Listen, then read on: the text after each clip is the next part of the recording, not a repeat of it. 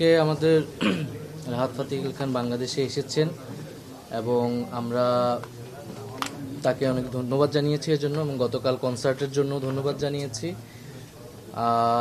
আমরা বিপিএলের উদ্বোধনী অনুষ্ঠানে উনি গান গাইবেন, তো উনি আজকে সৌজন্য সাক্ষাৎ করতে এসেছিলেন এবং আমরা আমাদের ভিউজ এক্সচেঞ্জ করেছি এবং আমরা মনে করি যে রাহাত ফাতে ইকবাল খানের মতো গুণী ব্যক্তি উনি কেবল একটি দেশের নয়, বরং আমাদের উপমহাদেশের এবং পুরো বিশ্বেরই সম্পদ।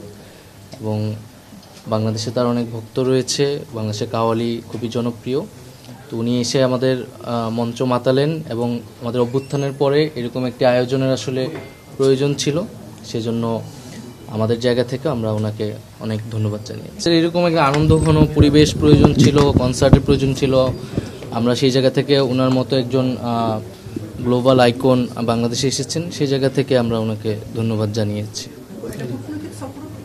না, এটা আমাদের একটা কালচারাল এক্সচেঞ্জ। আমাদের বাংলাদেশে বিপিএলের উদ্বোধনী হবে, সেখানে এরকম ইন্টারন্যাশনাল আন্তর্জাতিক অঙ্গন থেকে অনেকে আসেন, সেই হিসেবে ওনার মতো একজন গুণী ব্যক্তিকে আমরা এবার পেয়েছি, সেইটার জন্য আমরা ধন্যবাদ জানিয়েছি। Thank you. এর একটা অনগোয়িং প্রসেস। বাংলাদেশকে তো আমরা নতুনভাবে দেখছি। বাংলাদেশের দক্ষিণ এশিয়া নিয়ে আমাদের দৃষ্টিভঙ্গি রয়েছে। আমরা একটা গণতান্ত্রিক দক্ষিণ এশিয়া দেখতে চাই, এক ভারসাম্যপূর্ণ দক্ষিণ এশিয়া দেখতে চাই। আমাদের প্রধান উপদেষ্টা সাম্প্রতিক সময়ে পাকিস্তানের প্রধানমন্ত্রীর সাথে দেখা করেছেন এবং বলেছেন ৭১ প্রশ্নটিকে সমাধান করে, রাজনৈতিকভাবে সমাধান করে দুই দেশের সম্পর্ক উন্নয়নে মনোযোগী হবে বাংলাদেশ।